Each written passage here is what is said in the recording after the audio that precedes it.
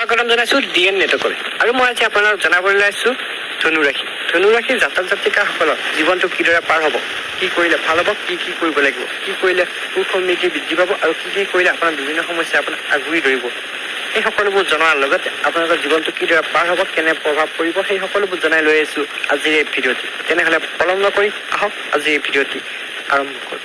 বন্ধুসকল, আজি যাম ধনুৰাশিৰ বিষয়ে। তাৰ আগতে এটি কথা আপোনালোকক জনাই থ'ব ওলাইছোঁ। আপুনি যদি পোনপ্ৰথমবাৰৰ বাবে মোৰ চেনেলটিলৈ আহিছে তেনেহ'লে লাইক কৰিব, কমেণ্ট কৰিব, শ্বেয়াৰ কৰিব আৰু ছাবস্ক্ৰাইব কৰিবলৈ নাপাহৰিব।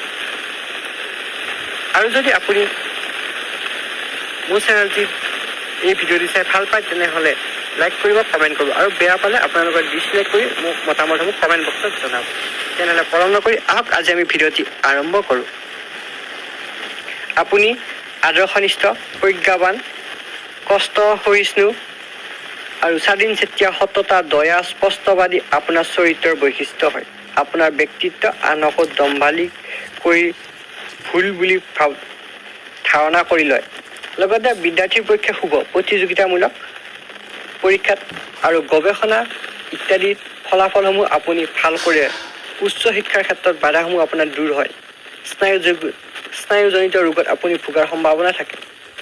শনিৰ অহৈতুক প্ৰভাৱত আপোনাৰ জীৱনত আকস্মিক কোনো ৰোগ, দুৰ্ঘটনা ইত্যাদি হ'ব পাৰে।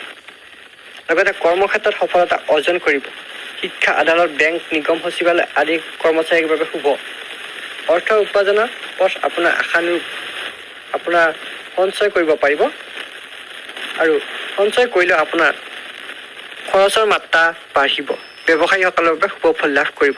নতুন ব্যৱসায়ীসকলে সদায় নিজৰ ব্যৱসায়ত উন্নত ধৰণৰ ফলাফল লাভ কৰিবলৈ সক্ষম হ'ব। ভূমি আদি কিনা বেচাৰ যোগ আছে।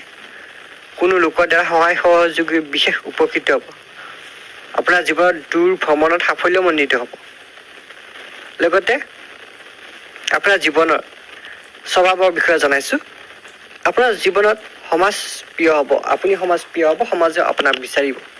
পৰিশ্ৰম কৰিব, আপুনি সমাজৰ বাবেও পৰিশ্ৰম কৰা হয় আৰু নিজৰ ব্যক্তিগত কাৰণে পৰিশ্ৰম কৰাৰ বাবে আপোনাক সকলোৱে বিচাৰিব। কথা কোৱা শৈলী আপোনাৰ সুকীয়া। লগতে আপোনাৰ আত্মবিশ্বাস আছে, যাৰ বাবে আপুনি সদায় সফলতা লাভ কৰিব। প্ৰয়োজনীয় কথাহে আপুনি কয়। জোখতকৈ তিল মানুহ আপুনি বেছি কথা নকয়, যাৰ বাবে সমাজে আপোনাক সদায় সত্যবাদী বুলি ভাবে। আপুনি সদায় সত্য আৰু জেদী নেতৃত্ব প্ৰণয়ন ব্যক্তি হয়, যাৰ বাবে সমাজে আপোনাৰ যিকোনো কামতে নেতৃত্ব দিয়া দেখা যায়। লগতে আপোনালোকক জনাবলৈ ওলাইছোঁ যে সিদ্ধান্ত লোৱাত আপোনালোকে কিছু সময় দেৰি কৰে, যাৰ বাবে আপোনালোকৰ সঠিক সময়ত সঠিক সিদ্ধান্ত লোৱাত ভুল হৈ যায়। লগতে আপুনি সফল ব্যক্তি হয়। লগতে মান, যশ আৰু সিদ্ধান্ত লোৱাত আপোনালোকে সদায় সঠিক সময়ত সঠিক সিদ্ধান্ত লোৱাৰ বাবে সফল হোৱা দেখা যায়। গতিকে স্বাভাৱিক কাম কাজত আপোনাৰ খং বৃদ্ধি হয়, যাৰ বাবে আপুনি সফল হোৱাত কিছু দূৰ বা পলম সিদ্ধান্তবোৰ লোৱাটো আপোনাৰ অসুবিধাৰ সন্মুখীন হ'ব পাৰে। এতিয়া জনাবলৈ আছোঁ আপোনালোকৰ শুভ সংখ্যা। শুভ সংখ্যা হৈছে 3, 2, 1 আৰু শুভ ৰং হৈছে হালধীয়া। শুভ বাৰ হৈছে বৃহস্পতিবাৰ আৰু শুভ ধাতু হৈছে সোণ। বন্ধুসকল, ভিডিঅ'টি চাই যদি ভাল পালে লাইক কৰিব, কমেণ্ট কৰিব, শ্বেয়াৰ কৰিব আৰু ছাবস্ক্ৰাইব কৰিবলৈ নাপাহৰিব। তেনেহ'লে চাই থাকিব DN নেটৱৰ্ক।